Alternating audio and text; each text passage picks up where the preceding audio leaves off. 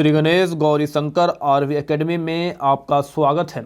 Academy का target सर्वश्रेष्ठ एवं निःशुल्क शिक्षा जो NEET UG, IIT JEE, Olympiad, NTSC, KVPY की प्रिपरेशन कर रहे हैं और जो बोर्ड एग्जामिनेशन वाले हैं उनके लिए बेनिफिशियल होगा।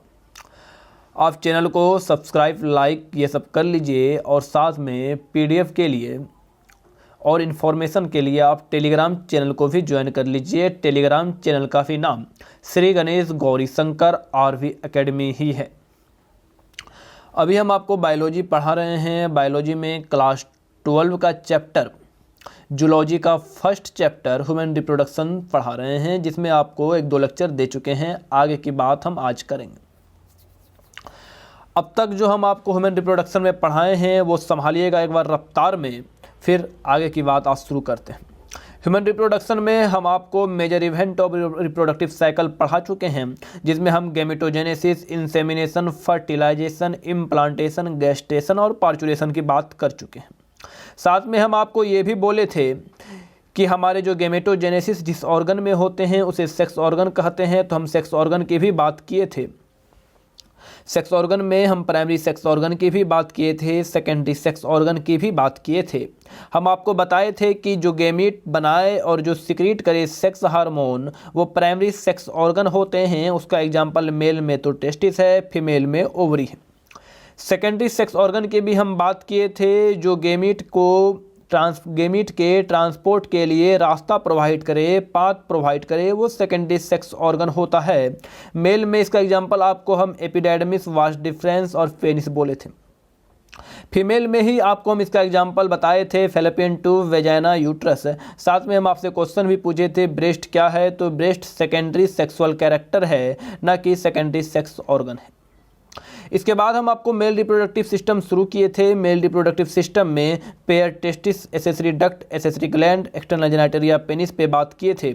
आपको ये भी बताए थे कि मेल रिप्रोडक्टिव सिस्टम जो है हमारा पेल्विक रीजन में मिलता है। आपसे ये क्वेश्चन भी पूछे थे, ये टेस्टिस को स्क्रोटम में क्यों लाना पड़ा और ओवरी को एब्डोमिनल रीजन में ही क्यों रखा गया। ये भी बात कर चुके थे आपसे कि एक्स्ट्रा एब्डोमिनल टेस्टिस क्या होता है, इंट्रा एब्डोमिनल टेस्टिस क्या होता है। यहाँ तक की सारी बातें हो चुकी थी। आगे के बात शुरू करने से पहले आप एक बार एनसीईआरटी बायो 12 निकालिएगा, पत्ता नंबर 43 यानी कि 43 निकालिए। 43 के फर्स्ट पैराग्राफ में 3rd लाइन में एनसीईआरटी ने लिखा है, the scrotum help in maintaining the low temperature of the testis 2 to 2.5 degree Celsius lower than the normal internal body temperature necessary for spermatogenesis. इसकी बातें हम आपसे कर चुके थे, पूरा डिटेल में इसकी बातें कर चुके थे, क्योंकि मुझे टेस्टिस को स्क्रोटम में क्यों लाना पड़ा, स्पर्मेटोजेनेसिस के लिए लाना पड़ा, ये सारी बातें हम आपसे कर चुके थे। आइए आज हम आगे की बात शुरू करते हैं। कुछ टर्मिनोलॉजी है, इस पे बात करना शुरू करते हैं। सुनिएगा क्या होता है, कभी कभी किसी में जो हमारा टेस्टिस है वो टेस्टिस स्क्रोटम में नहीं आ पाता है। कभी कभी किसी में हमारा जो टेस्टिस है वो टेस्टिस स्क्रोटम में नहीं आ पाता है, एब्डोमिनल रीजन में ही रह जाता है। ऐसे कंडीशन को हम कहते हैं क्रिप्टो ऑर्किडिज।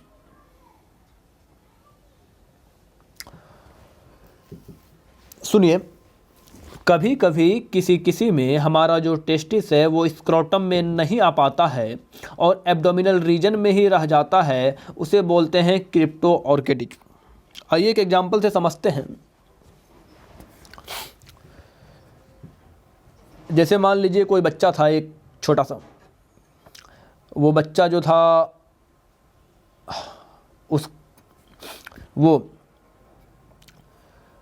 उसका जो टेस्टिस है वो टेस्टिस एब्डोमिनल रीजन में ही रह गया, स्क्रोटम में नहीं आ पाया।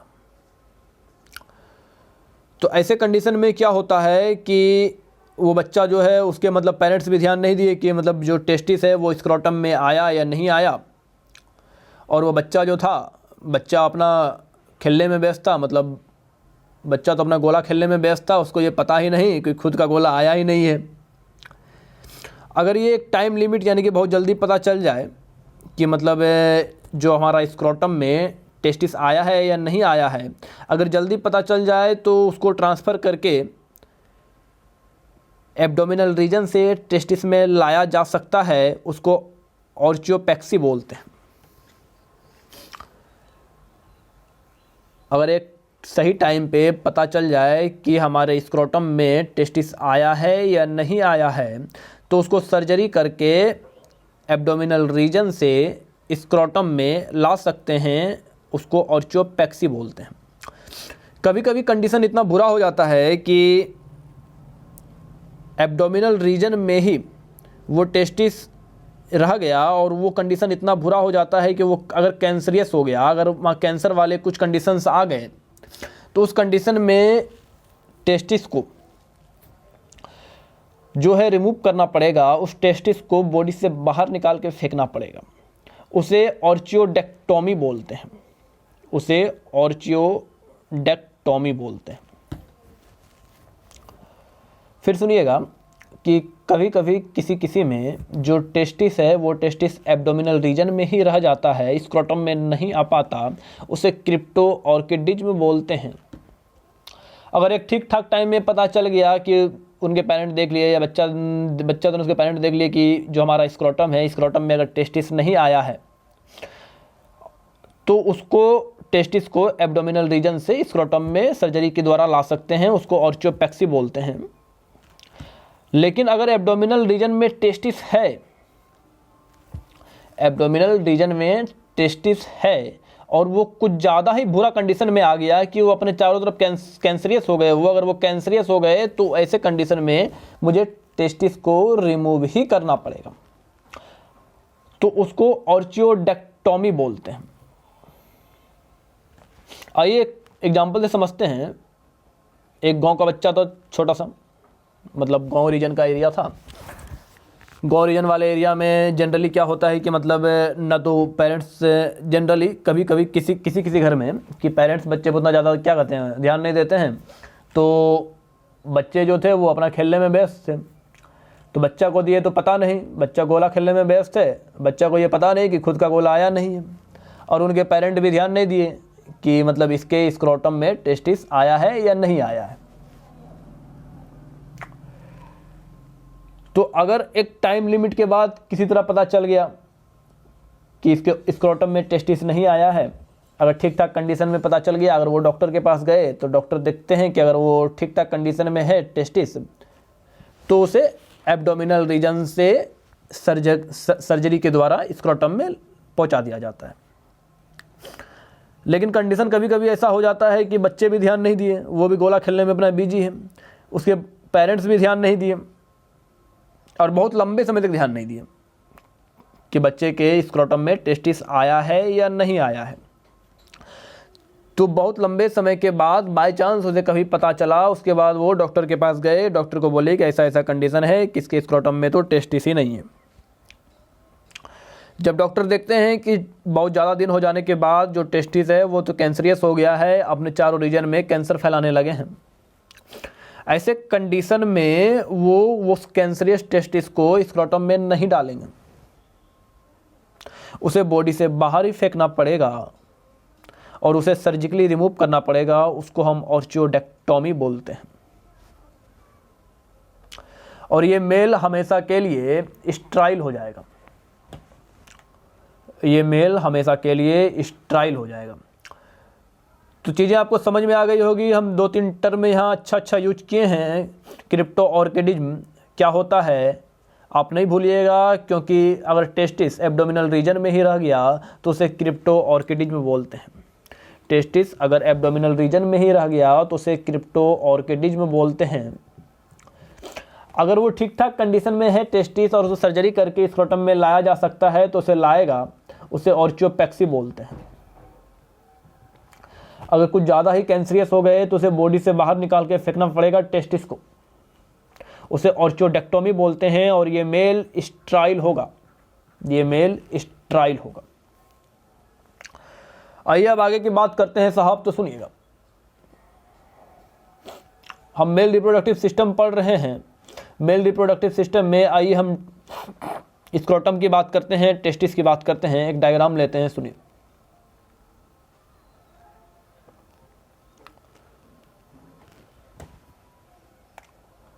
ये डायग्राम आप देख रहे हैं, ये जो बाहर वाला फोल्डिंग है स्किन का वो स्क्रोटम है। हमारा जो ये बाहर वाला फोल्डिंग है स्किन का ये स्क्रोटम है। ये आप जो चारों तरफ बाहर देख रहे हैं ये स्क्रोटम है।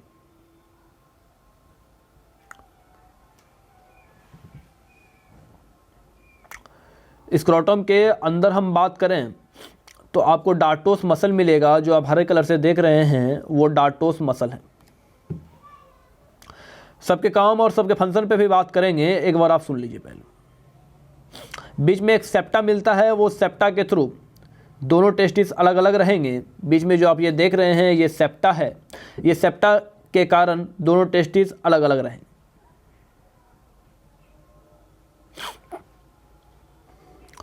आप जो ये देख रहे हैं ये टेस्टिस है, एक टेस्टिस इसमें, एक टेस्टिस इसमें, एक टेस्टिस यहाँ, एक टेस्टिस यहाँ, यानी कि एक पेयर टेस्टिस मिलेंगे।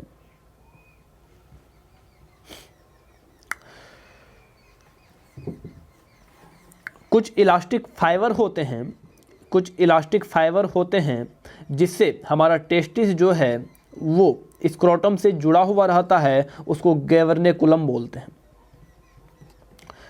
इलास्टिक फाइबर के थ्रू आप यहाँ डायग्राम में देख रहे हैं, इलास्टिक फाइबर के थ्रू जो हमारा टेस्टिस है वो टेस्टिस स्क्रोटम के वॉल से जुड़ा हुआ है। इस इलास्टिक फाइबर को गैवर्नेकुलम बोलते हैं।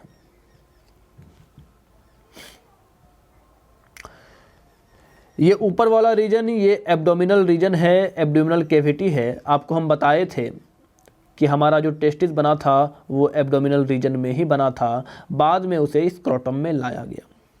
क्यों लाया गया इनकी बातें भी हम आपसे कर चुके हैं। फिर सुनिएगा साहब, ये जो आप रीजन देख रहे हैं एब्डोमिनल कैविटी का, और ये जो आप रीजन देख रहे हैं हमारा स्क्रोटम का, इन दोनों का जो ये पाथ है, इन दोनों का जो ये बीच का पाथ है, ये जो रास्ता है इसे हम इनग्विनल कैनाल बोलते हैं। यहाँ देखिए लिखा हुआ है कि ये इनग्विनल कैनाल है। फिर सुनिएगा, इनग्विनल कैनाल हम किसे बोले?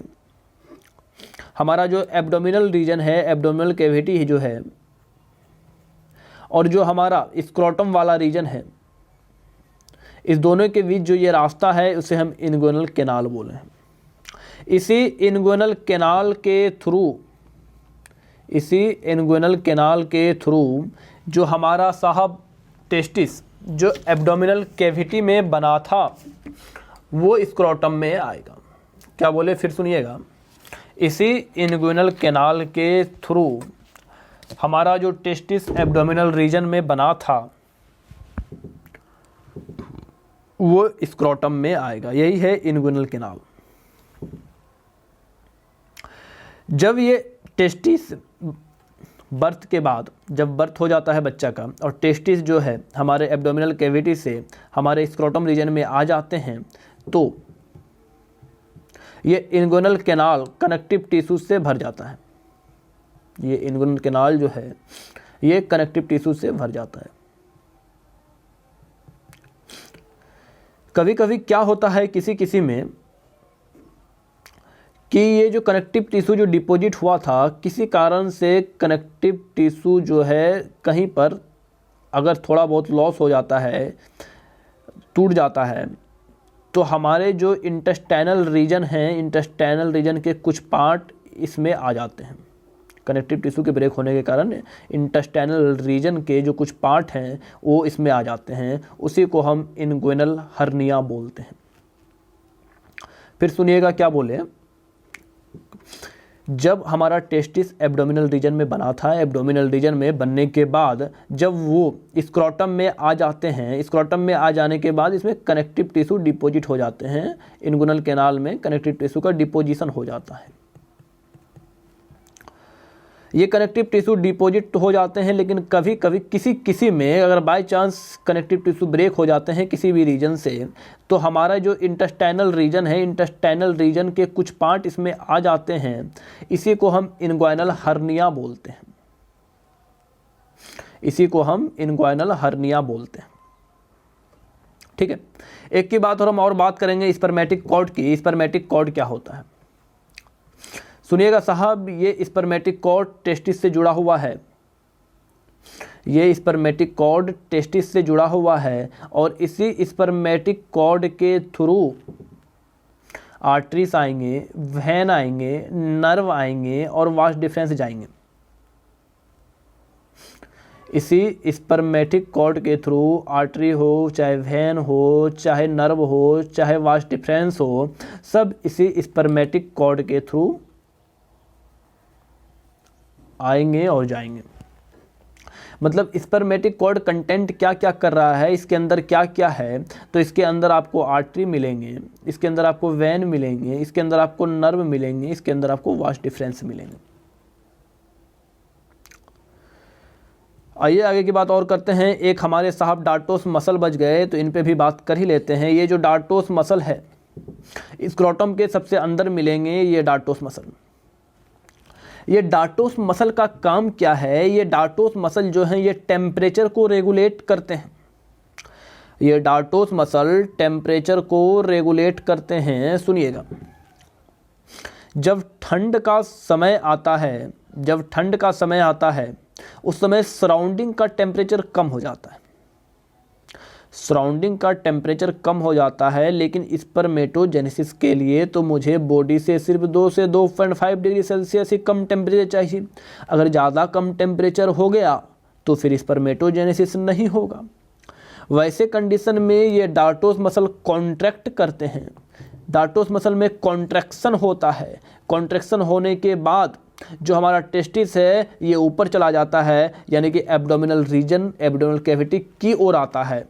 एब्डोमिनल कैविटी में चला नहीं जाता है, एब्डोमिनल कैविटी की ओर आता है, जिससे इसे हमारे जो इंटरनल बॉडी के टेम्परेचर हैं वो टेम्परेचर मिल सके और ये स्पर्मेटोजेनेसिस कर सके। वहीं जब गर्मी का मौसम होगा तो ये डार्टोस मसल जो है, ये डार्टोस मसल रिलैक्स हो जाएंगे। ये डार्टोस मसल रिलैक्स हो जाएंगे और हमारा टेस्टिस नीचे की ओर आ जाएगा, यानी कि एब्डोमिनल कैविटी से दूर चला आएगा। तो आप ये समझ रहे हैं कि डार्टोस मसल का क्या काम है। ये टेम्परेचर रेगुलेट में ये काम करते हैं। डार्टोस मसल टेम्परेचर रेगुलेशन में काम करते हैं। क्यों करते हैं, कैसे करते हैं, ये भी आपको बताए। फिर सुनिएगा, जब ठंड का मौसम आता है तो हमारा स्क्रोटम में कॉन्ट्रैक्शन हो जाता है। आप देखे होंगे ऊपर स्क्रोटम जो है उसमें कॉन्ट्रैक्शन हो जाता है। ये कॉन्ट्रैक्शन किसके कारण होता है स्क्रोटम में? तो ये स्क्रोटम में कॉन्ट्रैक्शन डार्टोस मसल के कारण होता है। ये डार्टोस मसल कॉन्ट्रैक्ट करते हैं ताकि हमारे जो टेस्टिस हैं ये टेस्टिस एब्डोमिनल रीजन की तरफ आ जाएं, ताकि इसे इंटरनल बॉडी टेम्परेचर मिल जाए और ये स्पर्मेटोजेनेसिस कर सकें। लेकिन जब समर का मौसम आता है, गर्मी का मौसम आता है, तो डार्टोस मसल जो है वो रिलैक्स कर जाते हैं, ताकि हमारा जो टेस्टिस है वो एब्डोमिनल रीजन से, एब्डोमिनल कैविटी से और दूर चला आए। तो डार्टोस मसल बॉडी टेम्परेचर को रेगुलेट करने में काम करते हैं। आइए फिर सुनिएगा, आपको हम क्रिप्टो ऑर्किडिज में बता चुके और चीफेक्सी बता चुके और चोडेक्टोमी बता चुके, गवर्नेकुलम भी बता चुके हैं, इंगुइनल कैनाल भी बता चुके हैं, डार्टोस मसल भी बता चुके हैं और स्पर्मेटिक कॉर्ड भी बता चुके हैं। फिर सुनिएगा एक बार, गवर्नेकुलम का दूसरा नाम गवर्नेकुलम का दूसरा नाम मेजोकियम भी है।